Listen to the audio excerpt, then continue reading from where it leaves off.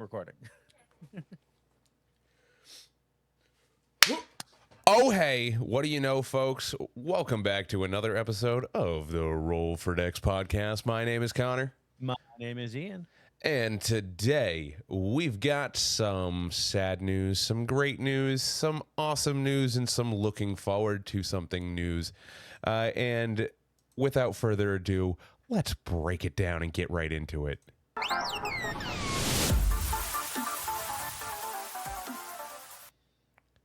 Welcome back to the Dex Podcast. It's Connor. You know me. Yeah. What's up? How's it going, bud? What's up? What's up?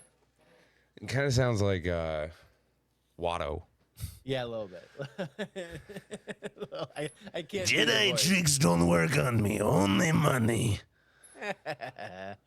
God, in honor of the Phantom Menace getting re-released. Phantom Menace got re-released, 25 years. Kind of nuts indeed. That's stupid. That is in 25 years. And it's also kind of also crazy if you look at it. It grossed enough to put it back into the highest grossing films of all time. Leave it to Star Wars fans and George Lucas to create something so timeless that it recharts itself.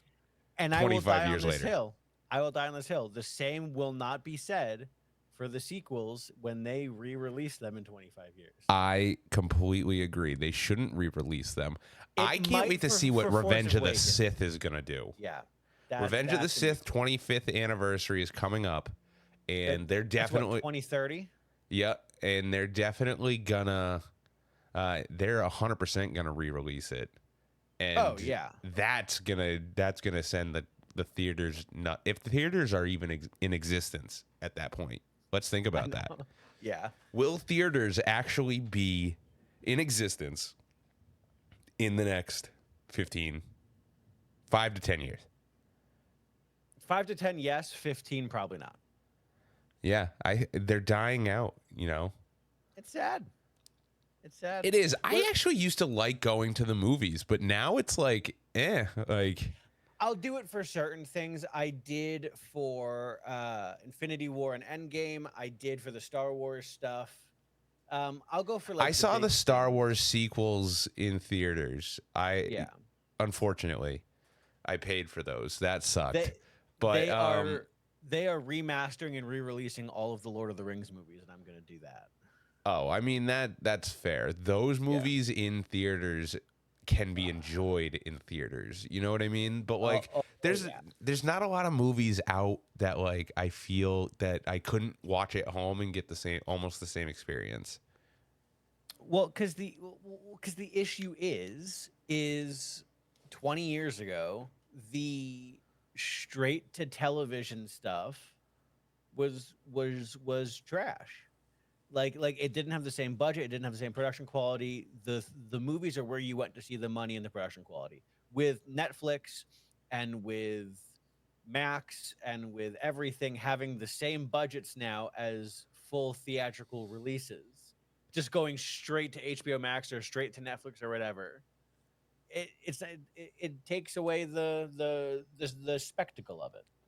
You know, I kind of get that, and I wish it wasn't so, because I'm a big movie person. As much as I like shows, I think there's something about a movie, if done correctly, that just gets you. And the good movies that come to mind for me are Armageddon, which makes me cry every time. Honestly, just that right there, that's the one. Well, great, just movies that are one-off and have just a great story. You know what I mean? No, it makes a lot of sense. It makes a lot of, sorry, I'm fighting with some cables over here. No. It makes a lot of sense. Because there is a certain draw and feeling like that moment on that scale. You know what I mean? It's different when it's on a little 32-inch TV in your living room. Yeah. And I mean, again, there's the difference between watching it at home and the movie theater, not just the big screen, but the sound quality and everything like that. You get Yep. the real 3D sound experience, unless you have a home movie theater at home. Like Which, sure, but some people have it's not the surround same. sound systems that like kick pretty hard and they're pretty dope, but like Yeah. I don't really see it too much, so I don't really like As someone who does audio, it's not as common today as it was, I would say 15 years ago, to have a full surround sound system.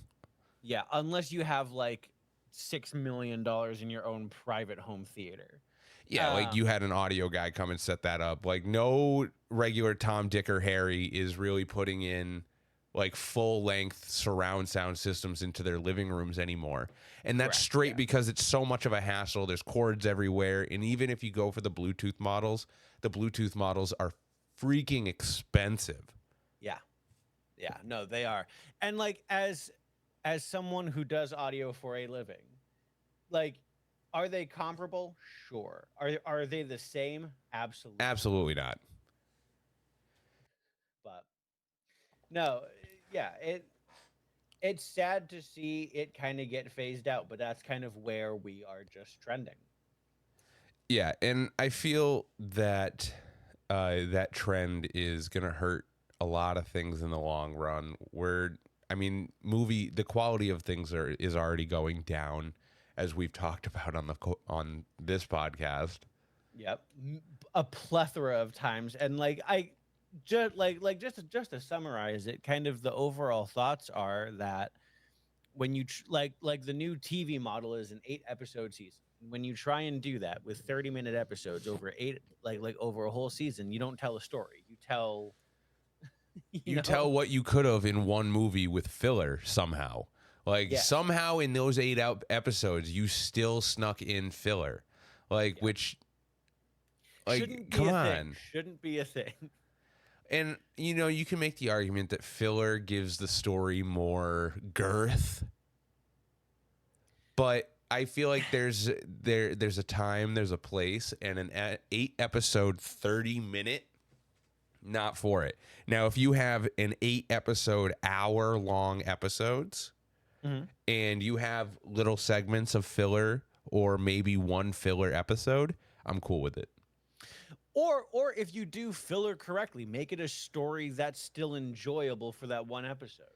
Exactly. Like far too many times it's like some like retro, it's more times than not some like 1950s retro go back in time episode, or it sends you back to a western, or like, you know what I mean? Like I think of like Supernatural and like shows like that really like played into that when they had nothing else to do and they needed to kill an episode. They would always like do the whole time travel, go back to the 1950s, like, see, like we're hunting ghosts, see?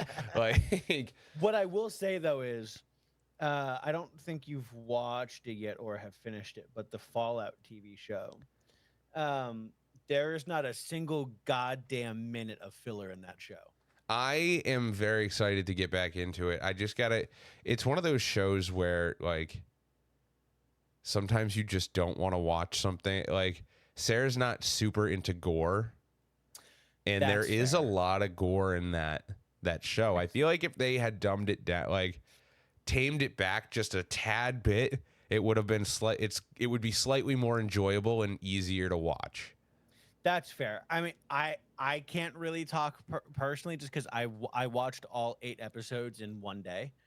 Fair enough. But I mean, not everybody's that going to being think said- that way. No, yeah. But that being said, I do understand because it is, and now granted that's kind of the games, but like they didn't shy away from the gore. Which They I leaned don't into it. discredit them for doing. Again, Correct. like you're saying, they really kind of played into the games a lot. There's a lot of references. There's a lot of characters. There's a lot of stuff within that show that they did fantastically correct by the games. They took the lore and they made it an adaptation to something that can actually fit in the Fallout universe, which is sick because it actually expands things in it. Like and it's too many times do you see like a movie come off of a game or something come out that is kind of like an offshoot or whatever, and it becomes uncanny, like it's not canon because they screwed something up so bad and they didn't pay attention to the little details. They did the best thing that they could have done, which was announce right away that the show is canon and fits into the timeline, because that makes it so much more appealing to watch for people that were like, oh, I don't want to watch something that doesn't expand something that I already know. Exactly. And so like they did it very much the right way, to the point that it fucking revived Fallout 76. That game was fucking dead. Oh, dang it. That game was dead and gone. And they brought it back. I mean, the community brought it back, but like the popularity of the show made it so much better than it actually was. I don't know. It's just such a good show. It's a great ending. I am very excited for season 2. I can't wait to get back into it. Something else that we can't wait to get into is the new Acolyte trailer that just dropped. It's only 33 seconds, entitled, it was Peace or Plan? I think it was Plan. I believe it was Plan, and we get a little bit of a dialogue. It's only 30 seconds. Hold on. Let's see. YouTube. Cut all this out, please. Yeah.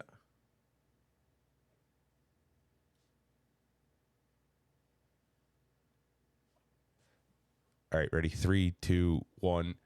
So the Acolyte came out with their new trailer.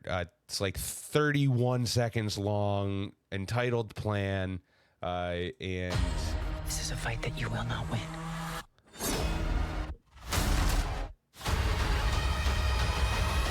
Kind of sick. You see the Force come Jedi. out of the Force knives, nuts. And there it is. Ooh, I love it. She's a student of the dark I side. love it so much. An acolyte. I didn't do it! Believe me! Star Wars The Acolyte. 2-episode premiere June 4th, only on Disney+. We are getting a 2-episode premiere, which is dope. And we saw the first ever live canon use of the most impractical Star Wars weapon of all time. So, what are your thoughts on this, first of all? I would love to get your thoughts on this matter. The show, I've the heard trailer. the use of the light whip, Okay, the great. lightsaber whip. I think it's Purple, no incredibly- less. I love it. It's so good. I'm excited that they're bringing that into canon. My thoughts are fairly defined from what I just said. I think it's the most impractical Star Wars weapon of all time. I will have to see how they use it for me to make up my mind on it, because how they used it in Legends and in the comic books, kind of dumb. Yeah. But very cool still. I am hoping that it is going to follow similarly to the format to which I feel Cal Kestis's lightsaber works, as well as Darth Maul's lightsaber works, where it technically can be used in different ways. So I'm hoping that both? I'm hoping his lightsaber is his lightsaber. Or the other possibility is that it's a separate type thing, I would guess. But as I was reading on this, lightsaber whips are unique in the fact that they use 2 kyber crystals, and it eliminates the barrier that is created to create the length of the lightsaber, to create that whipping action with the energy beam. Yeah. Now, some uses for this. I mean, you see uses for whips in other shows and movies. You automatically think, when I first think of a whip, who do you think of? Indiana Jones. Indiana Jones. I mean, he was able to hold his own in sword combat with a whip. Sure. And as far as I can tell, and from what I've read, the lightsaber whip does act in the same way, where it could theoretically wrap around an opponent's lightsaber. I don't really know how that. Like, I think it's cool. It'll be different. It'll be interesting to see how that plays, because you see in lightsaber lore, I guess you would say, and through Star Wars, I believe this is I can't remember if Kanan says this when he's training Ezra, or Sabine possibly. But when they're using lightsabers and they first kind of start bringing them together, and it could be somebody else from a different series. I could be totally wrong. Please correct me if I'm wrong. Okay. But they're going to kind of like bring their lightsabers together, and whoever the master is, I believe, again, it's Kanan, kind of looks at him and says, "Do you feel the pull?" Like they connect. They want to connect together. Yeah. Like, so I think that was Kanan. Yeah. I think it was Kanan. And if you go by that logic, and Star Wars is one of those companies that pays attention to those little itty bitty details. So I do feel that this will, like, this sort of interaction between the lightsabers is really what, like, they wouldn't have put that in there if it wasn't going to end up meaning something. So I think if you're using a lightsaber whip, then it's going to be interesting to see how they react with each other. That's kind of what I want to see as well. Like, does it act like a normal lightsaber where it is functional to the effect that it can sever things? Or is it purely just like a normal whip that only latches on and doesn't cut? Because in my mind, I'd hate it if it was just a whip that couldn't cut. I like if another lightsaber could obviously stop it. Sure, absolutely. Beskar can stop it, sure. The Force can stop it. The Force could potentially, yeah. I think that would be interesting. I think it would be interesting to see that. I think if whoever the opponent is doesn't have experience using the Force to stop a lightsaber, because that is in and of itself a very hard task to do, because you're bending energy. You're using the Force to stop energy instead of something physical. Yeah. So it's a whole different mental state. So I think if you take that into account, I think it's going to be very interesting to see how they interact with each other. I think this might be one of the first times we ever, one of the second times actually, that we ever see forbidden lightsaber techniques being used. It'd be very cool because they're kind of leaning into the unknown here, which is great. And the thing that I like about this a lot is that we've been saying it from the beginning that this show has the potential to give us something new in the Star Wars world, which we haven't had in a while. And they're continuing to lean into that envelope. And I'm excited to see if this is actually going to be like a new, awesome thing. Yeah, you know I completely agree. I think the other... I think it would be so cool to see a lightsaber wrap around another lightsaber. They turn it off. That would be so cool. Turn it off and then stab in, turn it back on. That would be a fitting end to the character of, I mean, if that's what happens and I call it, wow, I'm awesome. But like, I'm telling you, Lucasfilm, hire me. I'm keeping my fingers crossed for you. That would be sick to see. That would be really That would be amazing to see. That would be like some real Star Wars Visions type stuff right there, man. That samurai one from season 1. That'd be so good. Oh, yeah, with the lightsaber umbrella. That was also cool. That was sick too, yeah. So, I mean, we've already seen some different types of weaponry that they have experimented with in the animated realm, especially with Visions and bringing that to the screen. What other weapons do you think you'd want to see get turned into a lightsaber, or whether it's a lightsaber or not, but any sort of weapon that you would like to see? That's a great question. I think I think it would be cool to see something along the lines of like a lightsaber shield, if you will, but it's literally just picture Inquisitor lightsaber, but spins much faster. Interesting. See, my immediate thought to that was almost like how do I describe this? Almost like what I picture with a lightsaber shield is almost like a bicycle wheel with a lot of spokes missing, so not as many spokes, in the shape of a shield. Yeah. With like different connection points and stuff. And then when you ignite it, the like pathways, like the connection pieces light up as the lightsaber. And so you have like an actual shield that like you could technically poke through this thing, but if you poke through it, you could just get like screwed if they like just uppercut like a little bit, like, you know what I mean? I think that would be really so cool. That would be so cool. I'd love to see that. There's a lot of weaponry in Legends that I'm not terribly familiar with that they haven't brought over into canon.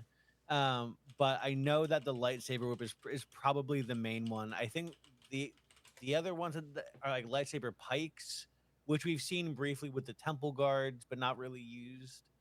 I mean, it's a world that lends itself to cool and unique weapons, and they just have done the sword thing for so long in Star Wars. I'm looking up how these are all kind of the crossguard lightsaber. Yeah, which we've seen now in live action. Let's see. That's Star Killer Base. Like, this is going off of like Star Killer Base and stuff like that. But I mean, something I would love to see, and this is a cool idea, I think, would be a trident. A trident would be really cool. Also, look up a proto saber. Proto sabers would also be cool to see. Here,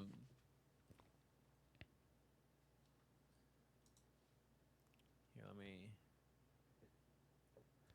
Yeah, those are cool. They basically, because you guys can't see what we're Googling, they basically look like an energy based like real type fucking sword. And I swore again. That was the first one. No, it wasn't. Oh, I haven't noticed any. I swore again back at 11 minutes. I haven't. No. You've been good. It's been me. But so we've got some stuff looking forward to with the Acolyte trailer. We're still excited. I've heard a lot of backlash about the lightsaber thing. We're definitely gonna do a big review at the end, I think. Yep. That way, it's not just an episode by episode breakdown, but we give you the whole kit and caboodle spiel right at the crux of after everything's good and gone. That way we can spoiler alert you and spoiler alert. Like we may do a after the first episode kind of first thoughts, but we will save the larger reaction for the end. Because that's not coming out all at once. That's going to be released weekly or whatever it was. Yeah. But we do get a nice next week, the week after. That's the crazy part. Oh, it's in like 2 weeks. Yeah, dude. Oh my God. We're at the end of May. We are right around the corner from it. June We're 4th. at the end of May. Don't say that. Oh my. That's terrible. Oh my. Well, oh my gosh. We got the Rings of Power Season 2 trailer. And Yes, I know we you're did. excited about this. I've been sending you some. It. I've been sending you a bunch of Lord of the Rings content lately. You have been. No. I'm assuming it's been nice to get. I don't know. Yeah, no. Do you like absolutely. it? You like when I send you stuff? It's It's such a good world to live in. Tolkien did such a great job writing it. No, I'm tentatively excited for Rings of Power season 2. Rings of Power season 1 was unbelievably slow, a decent story, but it did s- stray away from the larger original story that was told because they didn't have the rights to it. And so that's fine. You're changing the story, you're doing the thing. I can live with that. That's okay. As long as they recover their footing from what people didn't like in season 1 and season 2, um we'll be good. It looks more action packed, which is great. I just hope that the story picks up a little bit more. Um but no, look, very, very much excited about that. I know you didn't really watch it so much. That's okay. I saw the And the first couple episodes of season Yeah, 1. it's very slow. Very, it's my kind of thing. It's not the cup of tea for everyone. The other thing that came out recently, which again I don't think you've fully watched, which is mind blowing to me, is we got a new trailer for House of the Dragon season 2. I think this one falls into the same category as Rings of Power for me, where the first season wasn't as like the first few episodes weren't as great as I really wanted them to be. They were good. Like, don't get me wrong, it's a great show, but I just don't know. I think I'm waiting at this point. Okay. I think I'm waiting at this point for everything to drop, and then I can binge it. This is exactly what I did with Game of Thrones as well. Okay, gotcha. So like you waited for okay. I waited for almost all 8 seasons. The only one that I didn't wait for was the last one, is because I binged Game of Thrones up to the last season, And then so you just watched that it when it came I would out. watch the last season. We actually watched that together most times, if you remember correctly. Yes, we did. Yeah. Yeah, we watched the finale together, Yes, we did. That and was we were disappointed together. so disappointed. I Well, Yeah, and this actually ties into Star Wars a little bit. So I'm glad no. that you brought that up How do we always get back to Star Wars? because it all interconnects. I don't know. How do you go from having the best show on television to wanting to work on your next project so badly that you mess up so drastically on the last season that you get fired from the thing that you were trying to rush to get to? Wow. Wait, like, do you know about this? Yeah, I do. Yeah. Wow. No, I didn't think about it like that though. Yeah, no. Both the writers were hired and officially contracted to do Star Wars movies. And then the blowback from season 8 got so bad that they fired them. Oh my God. When are we going to get a Game of Thrones theme park? That's a theme park I could get behind. No, I'd like to go visit the wall. I'd like to, see Ned Stark get his head cut off and reenact the Red Wedding. What? Imagine it's a small world. Imagine it's a small world, but it's just the Red Wedding. It's the red wedding. Oh God. It's a small world, but it's Arya's whole story. That's funny. I don't know. I'd kind of be down for a Game of Thrones movie. I feel like no. I feel like you can't touch anything with Game of Thrones right now outside of doing news stories. We did get some other news from the Game of Thrones community. I didn't write this down, but Kit Harington had actually been he's been quoted saying that the new sequel series is official. It's dead in the dust. Well, it's dead for right now, which is sad. They but also they can't nail down what story they want to tell, and that's what they don't want to do anything. And I was like, are we serious? We don't know what story to tell. How about like Jon a Snow better comes ending? back, kills everyone and just takes the Iron Throne back. Takes the Iron Throne anyways. Yeah. That's the story that they should be telling, but I don't know.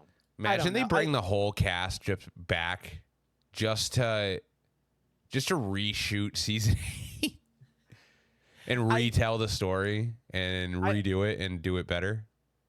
I wonder if the next book ever comes out, I wonder if they would do something like that and follow the book. Well, that's what they should do. Is they should just wait for George to, right? It's George.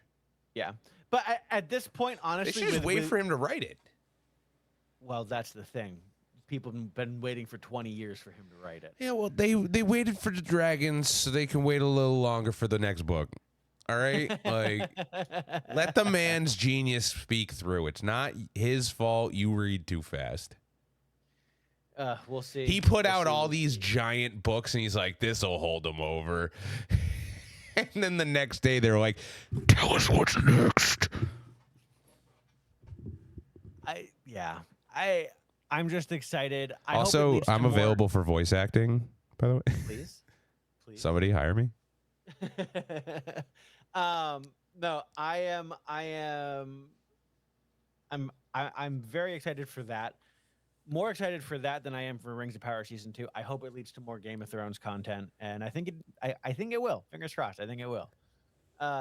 Hopefully, we'll see. But the last thing that I'm super excited about, we're bringing it right back to Star Wars, is that we did get a rumor/technical announcement that there is a new Star Wars game, another Star Wars game being developed, which is fantastic for Star Wars fans.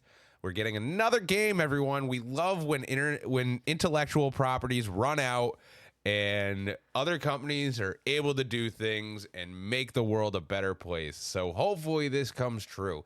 But I need a Star Wars Total War game. I want this to be everything and anything. I want this to be Age of Empires meets Command and Conquer meets Star Wars meets Civ 6. Like, this could be so the cool. littest game to ever come out, because I am a huge fan of these types of games. Yep. Yes, you are. Yes, you And are. so just to be able to command my own battalion of stormtroopers or Night Sisters or like anything. yeah. Like, Yeah, just yeah. think about that. The upgrade possibilities where you can upgrade from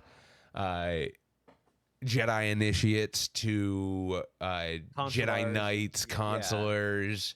You have bowcasters, Wookiees. You have like the options vehicle are quite possibilities, literally endless. and then you just set them into the world. You could send them through the Clone Wars if you want. Yeah. Literally play out the fucking the Clone Wars. That's the first time I swore. Oh wait. I gotta get the number. Right at the end, man. That's okay. It's still less than what we had last time. We're getting less and less each We're time. getting better. We're getting We better. hope you've been enjoying the quacks. Quack. That actually sounded really good. I Thank almost you. swore again. Hey, we love it. We love it. Do you yeah, have no. anything else? I'm excited for Total War, but you got anything else? No, I'm very excited for a Total War next week. Week before the Acolyte comes out, maybe we'll sit down and do one last what we're hoping for, and then it comes out in 2 weeks, and then we'll be going from there. But yeah, no, nothing really to add. Just excited and ready for more content to keep coming out, so we can keep talking about it. Yeah, me too, man. Well, this ad's gonna do it for this episode of the forDex Podcast. Of course, my name is Connor. And my name is Ian. And this was my reaction to seeing the new Star Wars game.